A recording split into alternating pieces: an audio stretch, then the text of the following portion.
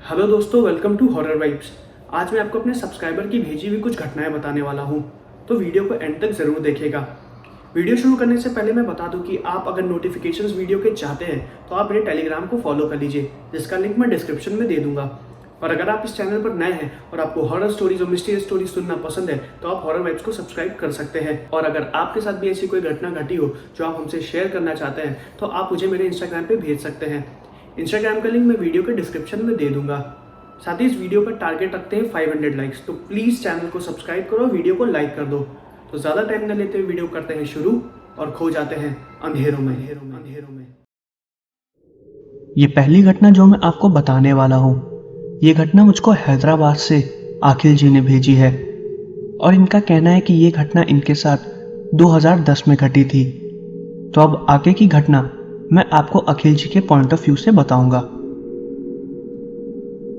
मेरा नाम अखिल है और ये घटना जो मेरे साथ घटी थी वो बहुत ही ज़्यादा खतरनाक थी। ये घटना मेरे साथ 2010 में घटी थी। तब मेरी उम्र 17 साल की थी और मैं अपने दोस्तों के साथ अपने एक दोस्त के भाई की शादी में गया था। हम 4 लोग 2 बाइक पर बैठे हुए थे। मैं अपने पापा की बाइक लेकर आया था। ये घटना हमारे साथ कौन से एरिया में घटी थी ये तो मुझको याद नहीं है। जब हम लौट रहे थे तो उस वक्त टाइम शाम के करीब 8 बज रहे थे। चारों लोग साथ में ही थे। मेरी बाइक के पीछे मेरा दोस्त सादिक बैठा हुआ था और दूसरी बाइक पर मेरे 2 दोस्त जैन और तौफीक थे। जैन बाइक बहुत तेज चला रहा था। मेरे पापा की बाइक जो मैं चला रहा था वो थोड़ी खराब थी और इस बात का मुझको पता नहीं था। पापा ने बाइक ले जाते वक्त मुझसे बोला था कि बाइक को ज़्यादा तेज मत चलाना। उनकी बात पर मैंने ध्यान नहीं दिया। मुझको लगा कि वो नॉर्मली बाइक तेज ना चलाने के लिए बोलते ही हैं, लेकिन इस बार उन्होंने मुझको बाइक तेज ना चलाने के लिए इसलिए बोला था क्योंकि बाइक के चेन में कुछ दिक्कत थी। मैं घर से जल्दी जल्दी निकला था, इसलिए मैंने उनकी बात पर ज़्यादा ध्यान नहीं दिया। जैन ने बोला कि मुझको घर जल्दी पहुंचना है, इसलिए उसने बाइक की स्पीड तेज कर दी। उसको देखते हुए मैंने भी बाइक की स्पीड को थोड़ा बढ़ा दिया। सादिक मुझको बार बार बोल रहा था कि मैं बाइक को धीरे चलाऊं वरना एक्सीडेंट हो जाएगा, लेकिन मैं उसकी बात को लगातार नज़रअंदाज कर रहा था। उस वक्त मेरी बाइक 50 या 60 की स्पीड पर ही थी। तभी बाइक की चेन टूट गई और टायर में अपने आप लपेट गई। चेन टूटने की आवाज़ बहुत ज़ोर से आई। वो आवाज़ इतनी ज़ोर से थी कि सादिक ने भी उस आवाज़ को बहुत आराम से सुना। उसने उस आवाज़ को सुनते ही अपनी बाइक रोक दी। मेरी बाइक बहुत गंदी तरीके से डिसबैलेंस हो गई, लेकिन ऊपर वाले का शुक्र है कि हमको चोट नहीं आई क्योंकि बाइक मैंने धीरे धीरे बैलेंस कर ली थी। टूटी हुई चेन बाइक के टायर में बहुत बुरी तरीके से लपट गई थी, जिसकी वजह से बाइक का टायर जाम हो गया था। मतलब हम बाइक को लुढ़का के भी नहीं ले जा सकते थे। इतना सब होने के बाद मुझको बहुत बुरा लगा कि काश मैं सादिक की बात मान लेता और बाइक को धीमे चलाता तो अच्छा ही होता। उस वक्त शायद रात के 8:30 बज रहे थे और मुझको साफ साफ याद है कि वो इलाका थोड़ा गांव जैसा था। बगल में एक छोटी सी नदी भी बह रही थी, जिसके पानी बहने की आवाज़ हम चारों को साफ साफ सुनाई दे रही थी। हम चारों ने किसी तरह बाइक के टायर पर लिपटी हुई चेन को उतार दिया, जिसकी वजह से हम बाइक को लुढ़का के ले जा सकते थे। लेकिन उस वक्त वहाँ पर कोई भी मैकेनिक नहीं मिलता क्योंकि हम थोड़ा गांव वाले इलाके में थे, तो मैकेनिक मिलना मुश्किल था। इसलिए जैन ने बोला कि वो और तौफीक जा रहे हैं और मैकेनिक को लेकर यहीं पर आएंगे। तुम और सादिक तब तक यहीं पर इंतजार करो, या फिर हो सके तो तुम दोनों बाइक लुढ़काते हुए आओ। हम धीरे धीरे तुमको वापस लौटते हुए मिल जाएंगे। मैंने बोला ठीक है। वो दोनों लोग चले गए और हम लोग उनका इंतजार करने लगे। हम लोग धीरे धीरे बाइक को खींचते हुए ले जा रहे थे। तभी सादिक बाइक खींचते हुए थक गया और अंधेरा भी ज्यादा हो गया था, तो उसने बोला कि हम उन लोगों का यहीं पर इंतजार करते हैं। चांद पूरा निकला हुआ था, जिसकी रोशनी की वजह से हमें सब कुछ साफ साफ दिखाई दे रहा था। बाइक की चेन उतारने के चक्कर में हमारे हाथ में ग्रीस लग गई थी और हाथ खराब हो गए थे। तभी सादिक ने बोला कि क्यों ना हम नीचे पानी की तरफ चल के अपने हाथ धुल लें। मैंने बोला ठीक है। उस टाइम 9 बज चुके थे। मैंने भी सादिक से बोला कि हाँ ठीक है, हम हाथ धुल लेते हैं। हमने अपनी बाइक वहीं पर खड़ी कर दी और नीचे बहती हुई छोटी सी नदी के पास जाने लगे। वो नदी थोड़ा ढलान पे बनी थी, इसलिए हम नीचे उतर गए। वहां पर हवा अच्छी चल रही थी, इसलिए हम कुछ देर वहीं पर खड़े हो गए थे। तभी हमारी जो बाइक जो हमने ऊंचाई पर खड़ी की थी वो नीचे गिर गई और उसके गिरने की आवाज मैंने और सादिक ने साफ साफ सुनी। मैं तुरंत बाइक को उठाने के लिए ऊपर की तरफ चढ़ने लगा। वो थोड़ी ऊंचाई पर थी और वहीं पर ही गिरी हुई थी, इसलिए मैं एक ढलान से ऊपर की तरफ चढ़ रहा था। सादिक भी मेरे पीछे ही आ रहा था। जैसे ही मैं बाइक के पास पहुंचा, मैंने देखा कि बाइक जहां गिरी हुई थी उसके पास 2 मीटर पीछे एक औरत कहीं जा रही थी। वो दूसरी तरफ जा रही थी। उसने काले रंग की साड़ी पहनी हुई थी, उसके बाल पूरे खुले थे। मैं समझ गया था कि उसी ने ही मेरी बाइक को गिराया है। जैसे ही मैं पूरी तरह से ऊपर चढ़ा और बाइक को उठाने लगा, वो औरत तुरंत पीछे घूमी। उस औरत की आंखें पूरी सफेद थीं और मुझे देखते ही वो अपना मुंह खोल के चिल्लाने लगी और उसकी चिल्लाने की आवाज एक बिल्ली के चिल्लाने की आवाज थी।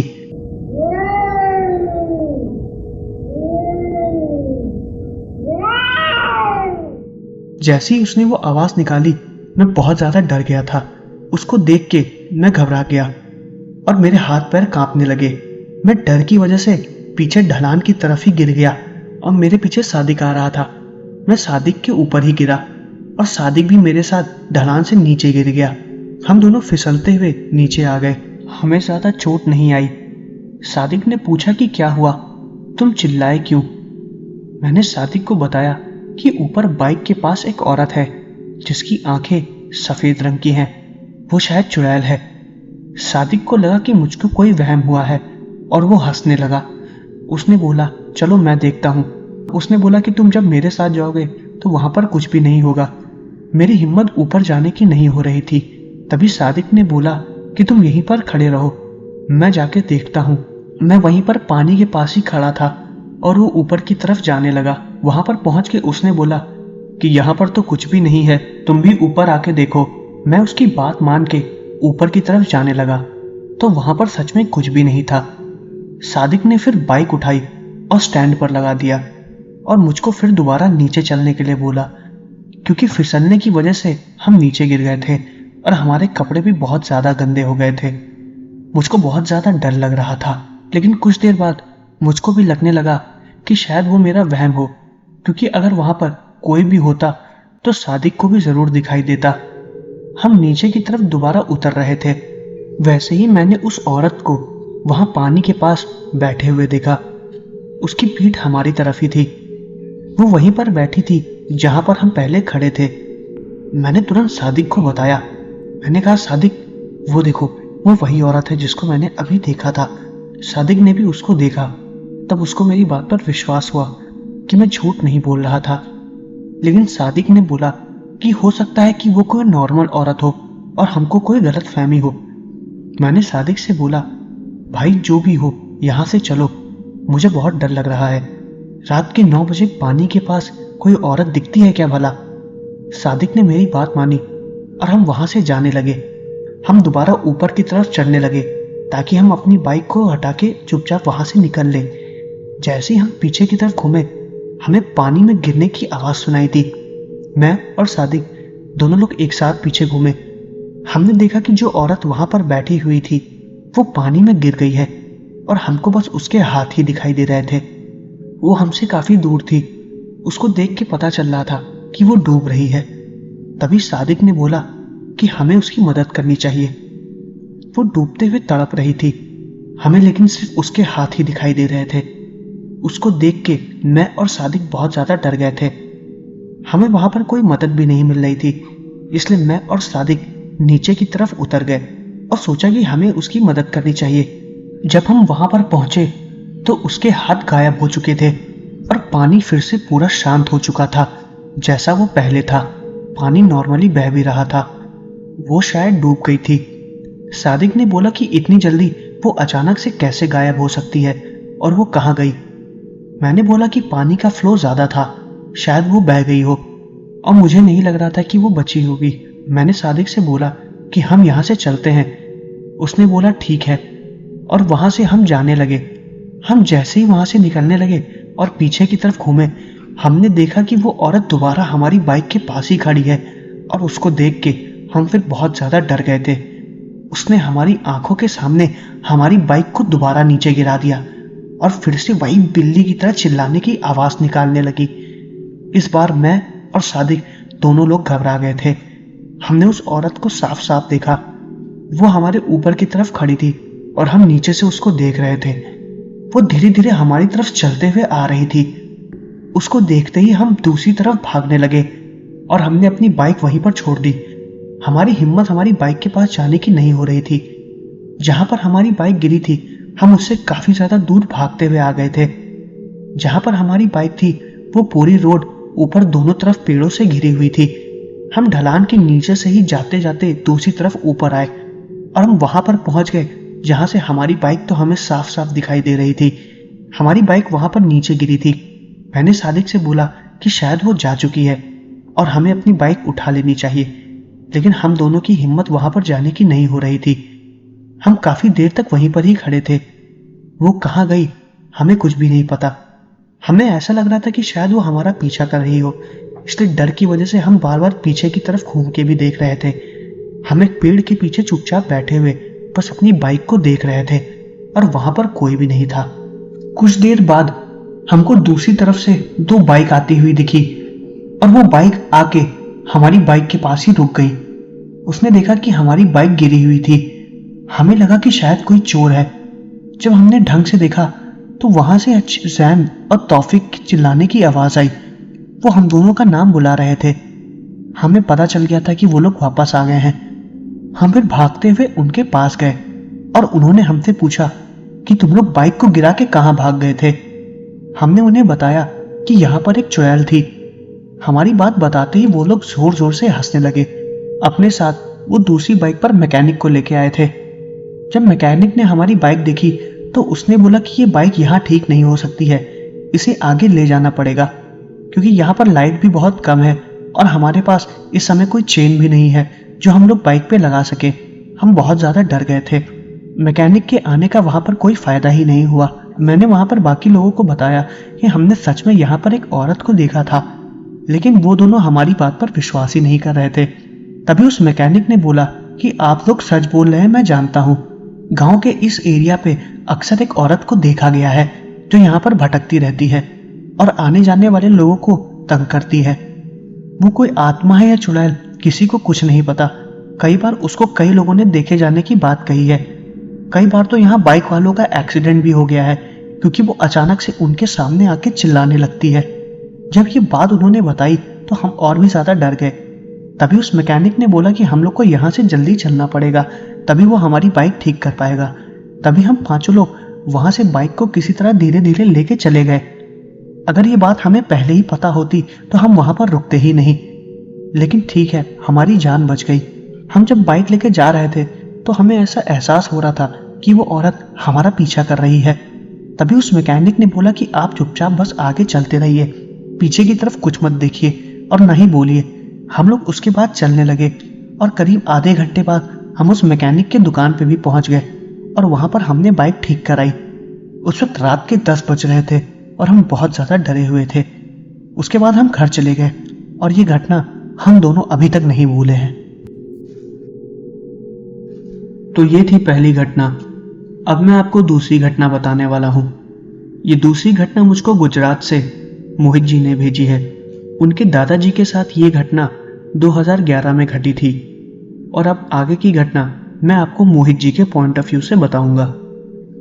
मेरा नाम मोहित है और मैं गुजरात के साबरमती का रहने वाला हूँ। ये घटना जो मेरे दादाजी के साथ घटी थी बहुत ही ज़्यादा अजीब थी। मेरे दादाजी का फिशिंग का बिजनेस था। वो और उनके कुछ दोस्त साथ मिलके फिशिंग का बिजनेस किया करते थे। उन लोगों के पास एक फिशिंग बोट स्टीमर थी जो कि बहुत ज़्यादा बड़ी थी। वो उसी से ही मछलियाँ पकड़ने जाया करते थे और मार्केट में लाके बेच देते थे। कभी कभी उन लोगों को फिशिंग करते हुए लेट भी हो जाता था।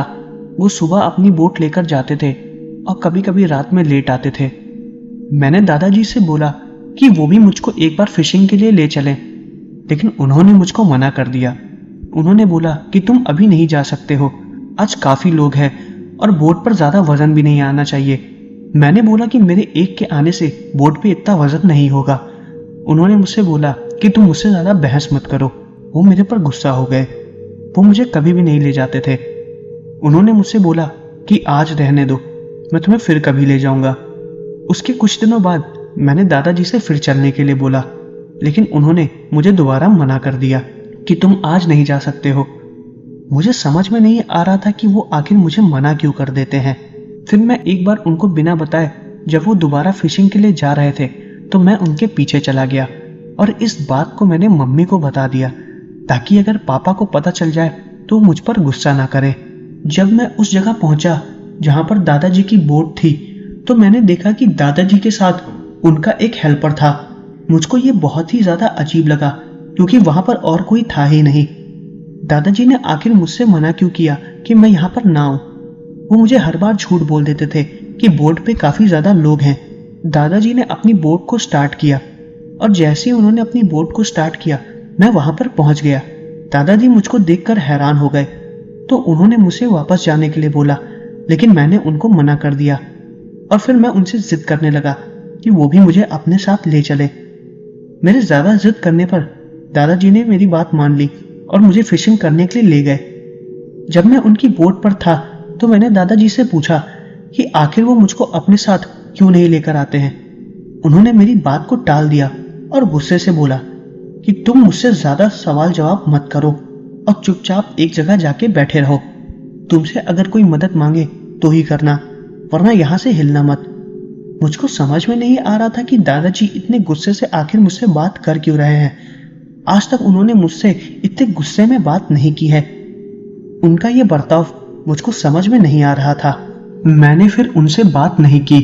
वो फिर मछलियां पकड़ने के लिए एक जगह पहुंच गए और जाल फेंका। उन्होंने मछलियां पकड़ना शुरू किया और काफी ज्यादा पकड़ भी ली। वहां पर फिशिंग के लिए और भी कई नावें थी, लेकिन सब ज्यादातर जा चुकी थी। दादाजी और उनके हेल्पर अकेले थे, इसलिए उनको काम करने में थोड़ा टाइम लगा। वहां पर आधे से ज्यादा नावें लौट चुकी थी और शायद हमारी ही नाव बची थी। सूरज भी डूब चुका था और हल्का फुल्का अंधेरा भी होने लगा था। ज्यादा लेट ना हो जाए इसलिए दादाजी के हेल्पर ने बोट को दोबारा घुमाने के लिए बोला और मैं भी था, इसलिए दादाजी और भी जल्दी घर जाना चाहते थे। उन्होंने बोला कि काफी ज्यादा लेट हो गया है। जब उन्होंने बोट घुमाई और दूसरी तरफ से जाने लगे तो मुझे एक बड़ी फिशिंग बोट दिखाई दी जो कि बहुत ज्यादा पुरानी थी। वो शायद खराब भी थी। उसको देख के ऐसा लग रहा था कि काफी सालों से उसको चलाया नहीं गया है। उस वक्त शाम हो रही थी, शाम के शायद 6:30 बज रहे थे। मैं दादाजी से उस बोट के बारे में पूछने जा रहा था, लेकिन जैसे ही मैंने दादाजी के चेहरे को देखा, उनके चेहरे को देख के ऐसा लग रहा था कि बहुत ही ज्यादा परेशान है। मैंने उनसे पूछा कि क्या हुआ। उन्होंने बहुत ही दबी हुई आवाज में बोला, कुछ नहीं, तुम चुपचाप बैठे रहो। उनकी आवाज और उनके चेहरे को देख के लग रहा था कि उनकी तबीयत ठीक नहीं है, वो धीरे धीरे खराब होने लगी थी। मैंने उनसे दोबारा पूछा और उन्होंने मुझे चुपचाप बैठने को बोला। मुझे गुस्सा आ गया। फिर मैंने उनसे चिल्लाते हुए पूछा कि आप मेरे साथ ऐसा बर्ताव कर क्यों रहे हैं, मैं यहाँ पर अगली बार नहीं आऊंगा। मेरे इतना बोलने पे उनके सर में दर्द होने लगा और पेट में भी दर्द होने लगा। दादाजी का हेल्पर तभी भागते हुए दादाजी के पास आया और मैंने उनसे पूछा कि आखिर ये सब क्या है। तो उन्होंने मुझसे बोला कि रोज इसी जगह गुजरते समय दादाजी की तबीयत अपने आप खराब हो जाती है और क्यों होती है इस बात का उनको कुछ भी नहीं पता। वो जब जब इस नाव के पास से गुजरते हैं उनकी तबीयत खराब होने लगती है। वो नाव किसकी है ये किसी को नहीं पता। बहुत लोगों ने उस नाव को आते जाते देखा है। पहले वो नाव किनारे पे बंधी हुई थी, लेकिन उसकी रस्सी टूटने की वजह से वो नाव बहते हुए बीच में आ गई है। हम लोगों ने कंप्लेन भी की, लेकिन उस नाव को अभी तक किसी ने हटाया नहीं। जब ये बात दादाजी के हेल्पर ने मुझको बताई तो मुझे बहुत अजीब लगा कि आखिर इस नाव में ऐसा है क्या जिसकी वजह से दादाजी की तबीयत खराब हो जाती है। तब मैंने दादाजी से पूछा कि आखिर आपको ये सब कब से हो रहा है। तो दादाजी ने बताया कि एक बार जब वो रात में अकेले फिशिंग करके लौट रहे थे तो उनको इस नाव में कोई आदमी दिखा। वो उनसे मछली मांग रहा था। उस आदमी का चेहरा वो ठीक से देख नहीं पाए, वो बस एक काली परछाई थी। उनको लगा कि शायद उसको किसी तरह की कोई मदद चाहिए या फिर वो भूखा हो। उन्होंने इस नाव में उठा के मछली फेंक दी और फिर वहां से चले गए। और फिर उस दिन के बाद से वो जब जब यहाँ से गुजरते हैं उनकी तबीयत खराब हो जाती है और दोबारा जैसे वो कुछ खाने की चीज उस नाव में फेंक देते हैं उनकी तबीयत अपने आप ठीक हो जाती है। और ऐसा क्यों होता है इसके बारे में उनको कुछ भी नहीं पता। दादाजी ने बताया था कि उस नाव पर उन्होंने एक काली परछाई देखी थी जो कि उनसे खाने की चीज मांगने के बाद गायब हो गई थी, और ये काली परछाई उसके बाद से दादाजी को नजर नहीं आई। लेकिन उस दिन के बाद से उनकी तबीयत खराब होना चालू हो गई। हालांकि दादाजी समझ गए थे कि ये जरूर भूत प्रेत का कोई चक्कर है, इसीलिए वो मुझको अपने साथ बोट पे नहीं लाते थे। तभी मैंने दादाजी से बोला कि आप एक बार उस नाव में कुछ खाने की चीज फेंको। उन्होंने दोबारा एक मछली उठाई और उस नाव में डाल दिया। उस नाव में मछली फेंकने के कुछ देर बाद ही दादाजी की तबीयत अपने आप धीरे धीरे ठीक होने लगी। जब उनकी तबीयत ठीक हुई तो मुझे ये पता चल गया था कि वो नाव हो ना हो भूतिया ही है। उसके बाद हेल्पर ने तुरंत बोट को दोबारा स्टार्ट किया और वहां से किनारे पे चले गए। जब हम दोबारा किनारे पर पहुंचे तो दादाजी और मैं घर आ गए। हेल्पर ने दादाजी को बोला कि आप घर चले जाओ और वो सब कुछ संभाल लेगा। उसके बाद मैं और दादाजी घर गए। घर पहुंचते ही मैंने मम्मी और पापा को दादाजी के साथ हो रही घटना के बारे में बताया। वो दोनों लोग भी इस घटना को सुन के हैरान हो गए। मैंने बोला कि शायद इसीलिए दादाजी कुछ दिनों से अजीब तरीके से बर्ताव कर रहे हैं, इसलिए अगले दिन पापा दादाजी को एक मंदिर के पुजारी के पास ले गए। पुजारी ने दादाजी को देखते ही बोला कि आपके ऊपर एक काली आत्मा का साया है। उन्हें फिर दादाजी के ऊपर कुछ झाड़ फूक की और फिर दादाजी की उस टाइम तबीयत हल्की हल्की फिर से खराब होने लगी और फिर कुछ देर बाद वो नॉर्मल हो गए। पुजारी ने दादाजी को बताया कि अक्सर भूत प्रेत आत्माएं शाम के वक्त खाने पीने की चीज देखते ही आपके पीछे पड़ जाती हैं, और जब आपने पहली बार खाने के लिए कोई चीज उस नाव में डाली तो उसने सोचा कि आप हर बार वही काम करोगे, इसलिए वो आपको संकेत देती है कि वो वहां पर मौजूद है। हालांकि वो आत्माएं आपको किसी भी तरह की कोई परेशानी नहीं पहुंचाती हैं, उसने बस आपको अपने होने का संकेत दिया, और आप जैसे ही खाने की कोई चीज उस नाव में डाल देते हो आप दोबारा ठीक हो जाते हो, क्योंकि वो वहां से चली जाती है। जब ये बात दादाजी को पता चली तो उनको ये पता चल गया था कि उस रात उन्होंने जो काली परछाई देखी थी वो कोई भूत प्रेत या आत्मा थी। उसके फिर कुछ दिन तक दादाजी फिशिंग के लिए नहीं गए और उस बोट को भी वहां से हटा दिया गया। फिर उसके बाद दादाजी मुझे फिशिंग के लिए लेके गए और उस दिन के बाद से उनकी तबीयत नॉर्मल हो गई और ऐसी कोई भी घटना फिर उनके साथ नहीं घटी। तो ये थी दूसरी घटना। अब मैं आपको तीसरी घटना बताने वाला हूं जो कि मुझको प्रतीक जी ने भेजी है। प्रतीक जी ने यह घटना मुझको भदोही उत्तर प्रदेश से भेजी है। यह घटना घटी थी प्रतीक जी के बुआ के साथ, और अब आगे की घटना मैं आपको प्रतीक जी के पॉइंट ऑफ व्यू से बताऊंगा। मेरा नाम प्रतीक है और ये जो घटना मैं आपको बताने वाला हूं ये मेरी बुआ जी के साथ घटी थी। ये घटना उनके साथ 1990 में घटी थी। जब ये घटना उनके साथ घटी थी तो उनकी उम्र करीब 17 साल की थी। उन्होंने बताया था कि एक बार वो अपनी नानी के साथ उनके गांव गई थी और उनके साथ तभी ये घटना घटी थी। उनकी नानी का गांव जहां पड़ता था वो उनके घर से काफी ज्यादा दूर था। उनके गांव जाने के लिए एक कच्चा पुल पड़ता था। जिस दिन वो जा रही थी उसके एक दिन पहले जोर की बारिश और तूफान आया था, जिसकी वजह से वो पुल टूट गया था और इस बात का उनको पता नहीं था। जब वो लोग अपने गांव जाने के लिए आधा रास्ता पार कर ली तो उनको बाद में पता चला कि पुल टूट चुका है। उनके गांव जाने का सिर्फ 2 ही रास्ता था, एक पुल का रास्ता और दूसरा नाव से जाने का रास्ता। जब उन्होंने देखा कि पुल टूट चुका है तो उनके पास नाव से जाने के अलावा और कोई रास्ता बचा नहीं और वो लोग वापस भी नहीं जा सकते थे क्योंकि वो लोग काफी ज्यादा लंबा सफर तय करके आ चुके थे और अब बस कुछ ही दूरी बाकी थी। फिर वो लोग दूसरे रास्ते से जाने के लिए नाव वालों के पास गए। वहां पर ढेर सारी नाव थी जो कि एक तरफ से दूसरी तरफ लोगों को लाती और ले जाती थी। वहां पर कोई भी नाव चलाने वाला नहीं था क्योंकि शाम हो गई थी और शाम के वक्त नाव को कोई नहीं चलाता है। वहां पर एक आखिरी नाव वाला बचा था जो कि अपने घर की तरफ ही जा रहा था। वो काफी बूढ़ा था। बुआ और उनकी नानी उसके पास गई और उनसे नदी के दूसरी तरफ ले जाने के लिए बोला। नाव वाले ने मना कर दिया क्योंकि शाम होने वाली थी और उसने बोला कि उस वक्त शाम के टाइम नदी पे नाव को उतारना ठीक नहीं है और वो नहीं जाएगा।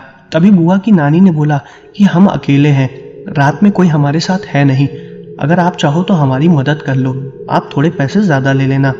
नाव वाले ने मना कर दिया।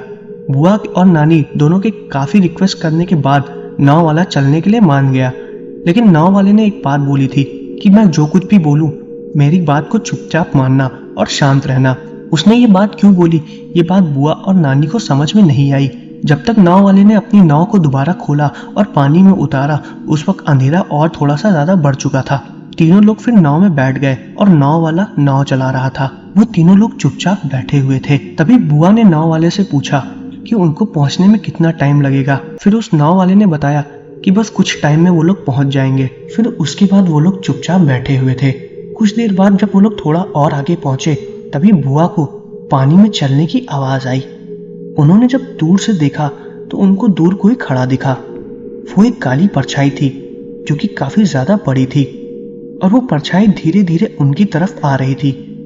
इस काली परछाई को इन तीनों लोगों ने देखा और वो काली परछाई पानी के ऊपर चल रही थी। उसको देख के उन लोगों को लगा कि वो कोई पिशाच है। उस पूरे झील पर बस एक नाव ही थी और उस नाव पे बस 3 लोग। बुआ और उनकी नानी बहुत ज्यादा डर गई थी।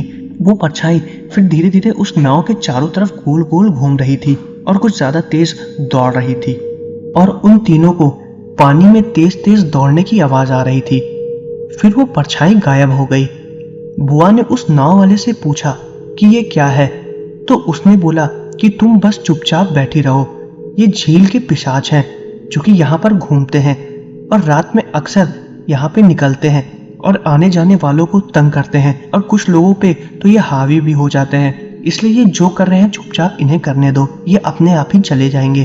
शायद इसीलिए कोई भी नाव वाला रात में यहाँ से नहीं निकलता है। वो सब बहुत ज्यादा डर गए थे और ऊपर वाले का नाम ले रहे थे। उस नाव वाले ने बोला कि तुम कुछ भी मत बोलना, ऐसा दिखाओ कि तुमने उसे देखा ही ना हो। कुछ देर बाद उन लोगों की नाव किनारे पहुंच गई। जब उन्होंने पीछे पलट के देखा तो पानी के ऊपर ढेर सारी काली काली परछाई दिखी जो उन सबको देख रही थी और फिर वो एक एक करके गायब हो गई। फिर वो लोग धीरे धीरे नाव से उतर गए। बुआ ने ये भी बताया था कि उनको उस जंगलों के बीच से बहते हुए पानी से किसी के हंसने की आवाज भी आ रही थी और वो आवाज चारों तरफ से आ रही थी।